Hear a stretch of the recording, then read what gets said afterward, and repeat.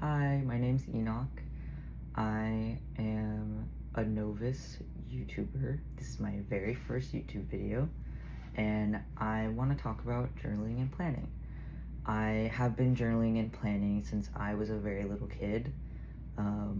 I've had the system I currently use for journaling and planning, journal, planner, for about 10 years. Like, obviously not in these same books, but like I have that stack of books still from the subsequent years. I love to journal and plan. It is a daily practice of mine. I try to convince everyone in my life to get with it, but it's a very private and personal hobby, and if you don't have the space or time for it, then it's hard to start or be consistent. But it is the one thing I've been the most consistent with for the last 10 years of my life. I am a student. I study architecture and engineering. I'm a tattoo artist. I'm a painter. I draw. I write. I do photography. Pretty much anything creative I take very seriously and am very involved with. Yeah, so let's talk about journaling and planning. For me, I keep it pretty simple. I do have numerous journals, which I will show you, and I have one planner. I don't feel the need to have multiple planners. I keep everything in one planner, but that is work, school, and personal life all in one place. I use two pens. I use this Asvine titanium and acrylic fountain pen for journaling, and I use the Zebra Sarsa 0.3 ballpoint pen for planning. That is because I like journaling to be more like stream of conscious, free flowing. I like to have it look pretty. I use thicker paper, and I like the feel of using a fountain pen, which isn't to say I wouldn't carry that over to planning, but the thing is my planners are permanent. Journals are too. Like, I want to collect them and keep them and archive them, but I'm not really as keen on preserving them. Also, I don't take them everywhere with me throughout my day-to-day. My planner is always with me. If I'm in class, my planner is next to me or in my bag. If I'm tattooing, planner's right there. If I'm doing any kind of project, my planner is there. When I'm drinking coffee, when I'm eating food, like, my planner is always around. It's always probably open, so things spill on it. I am not particularly unmessy, but I'm not super messy. It's not just like full of stains, like coffee stains or food stains, but there are some. And so for that reason, I like to use this pen. It's a gel pen. It dries instantaneously, and it never smears. I've dripped water on it. I have used highlighters over it. I have gotten coffee on my books. It never bleeds or smears. So that's why I use it for my planner, because everything just stays really neat and readable.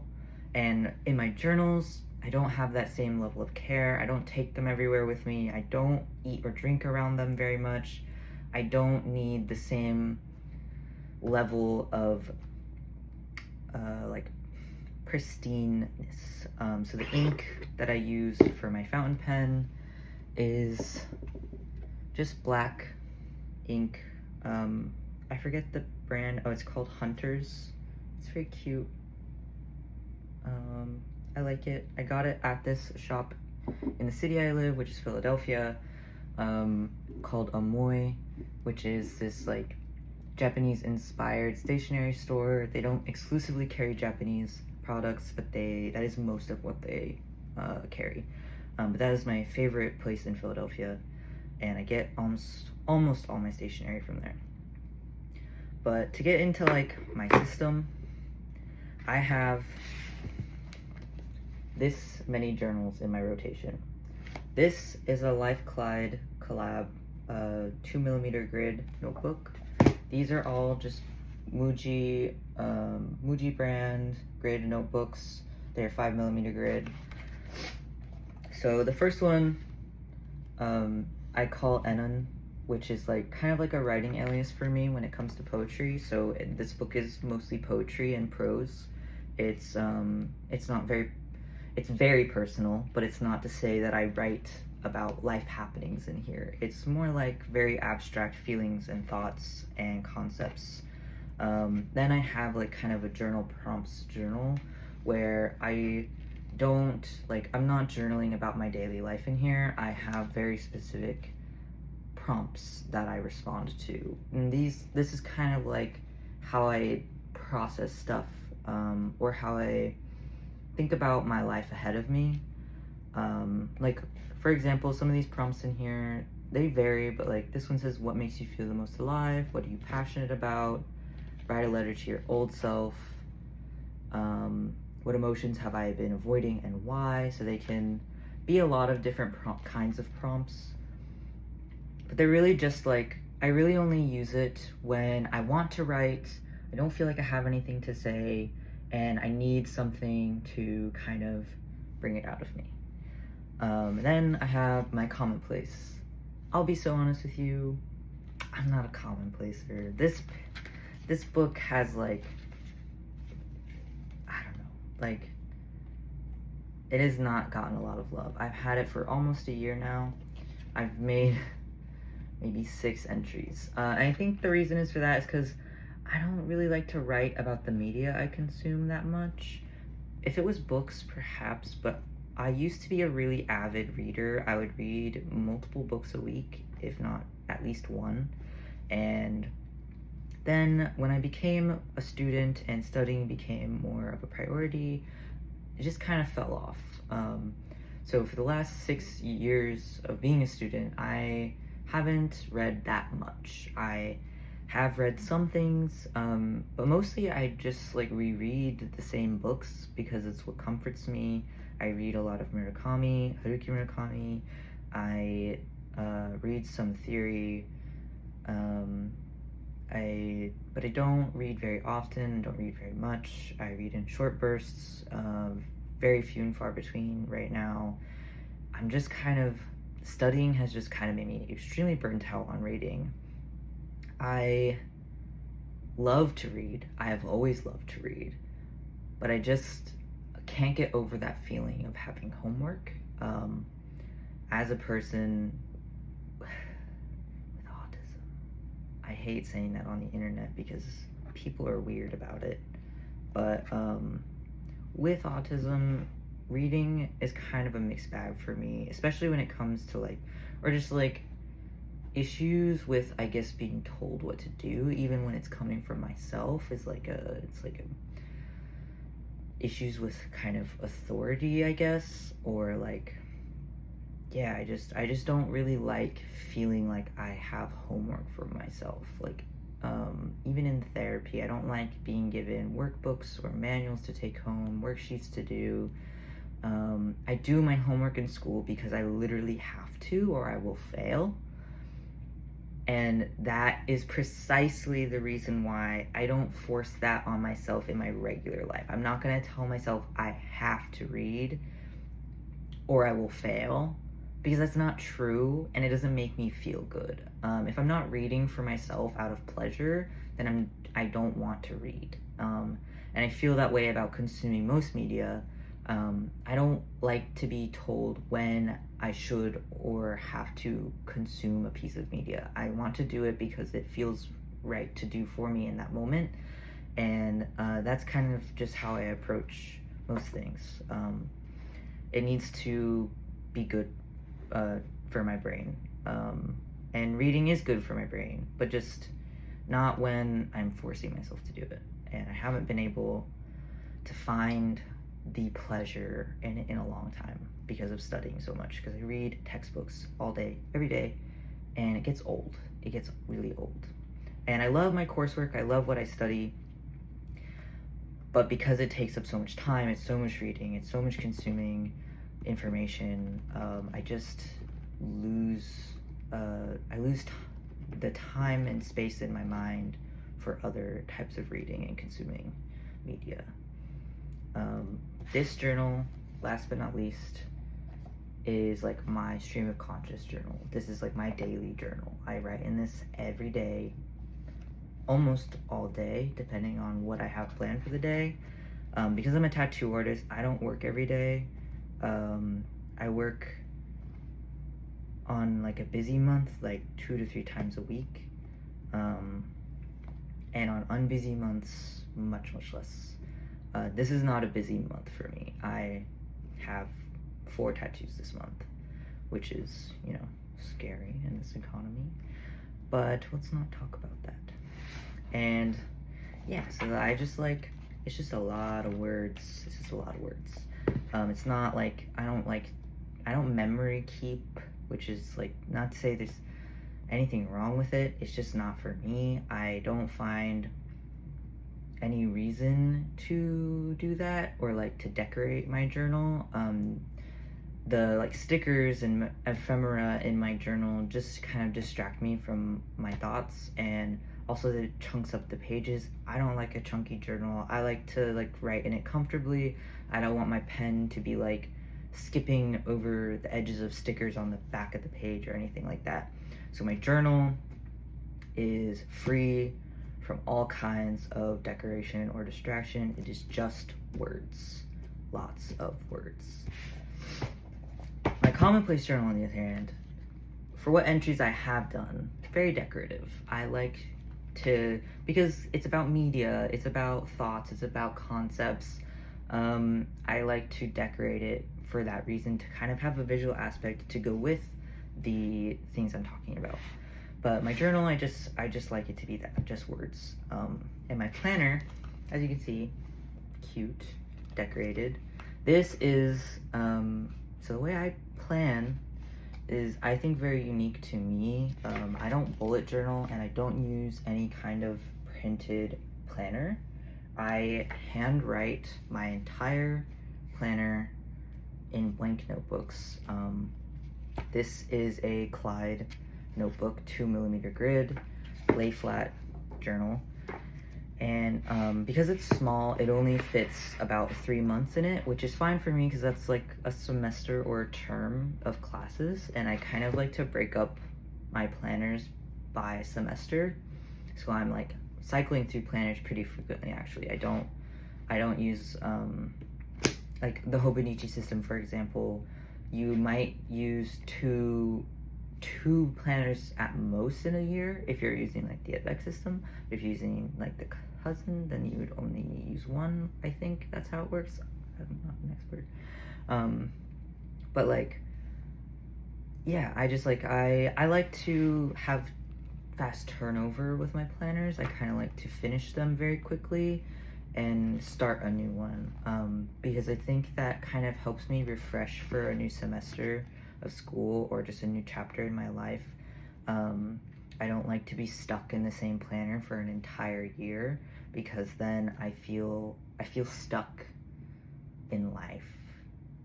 I don't know why that is, but I feel like I need the change to feel changed, or to feel my life changing.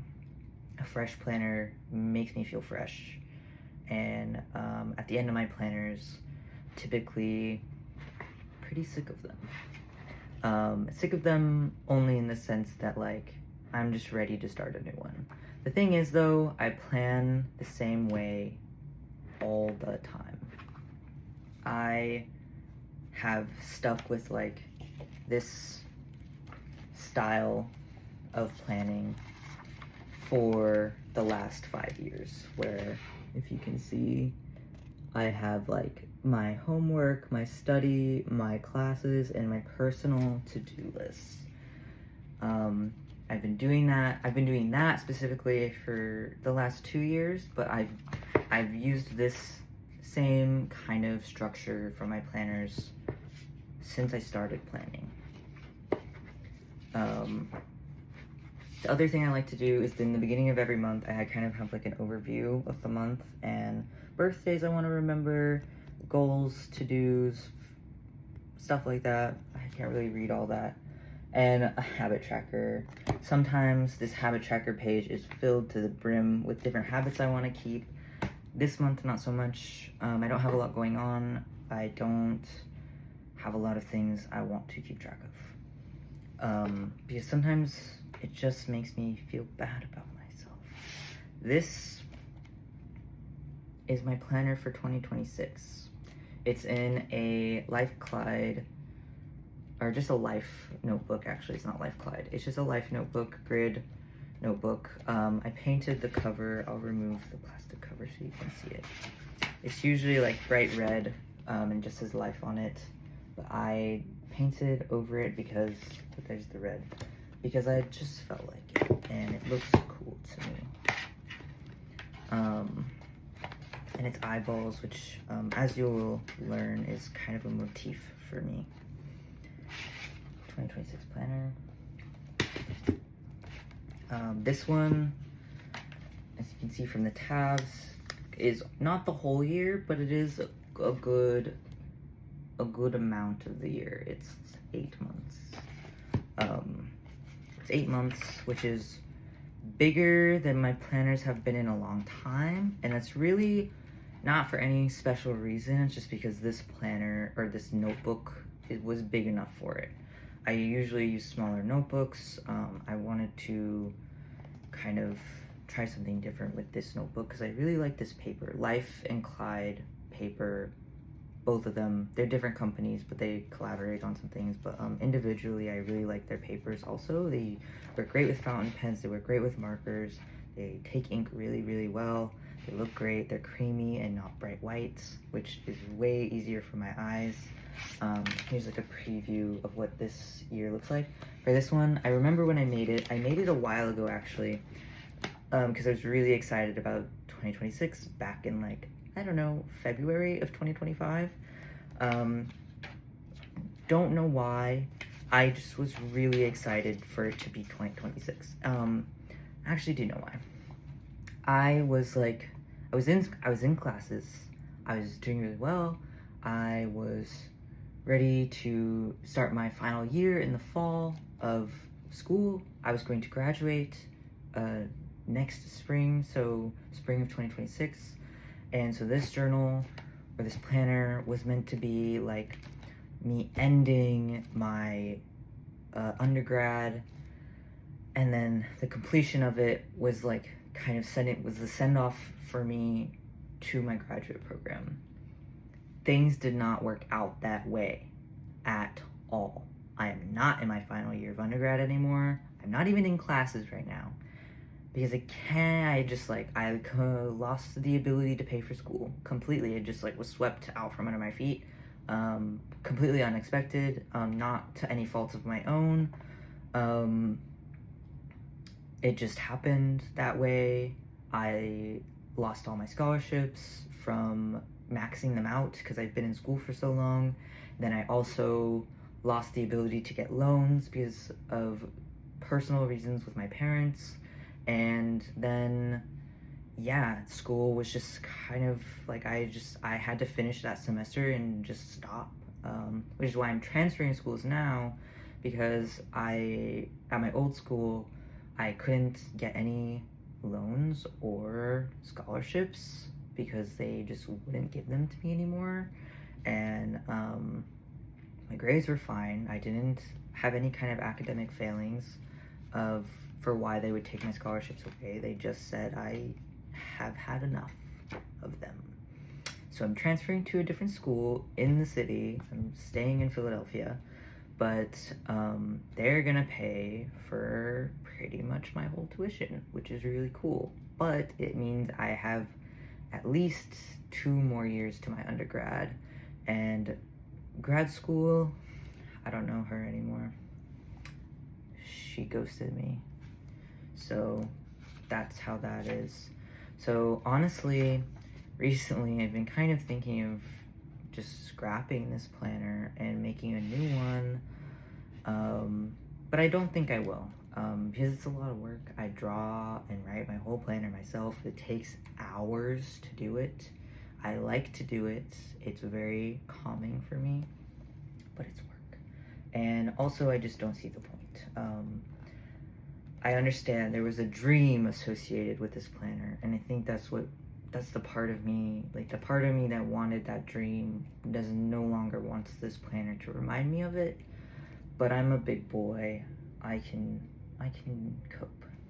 So I will use that planner because it looks really good. I did a good job. Yeah, that's my journaling and planning system, and I guess that's the end of this video. Please comment and like, ask me questions. This is my first YouTube video. Please don't criticize me too much. I am sensitive and scared of you.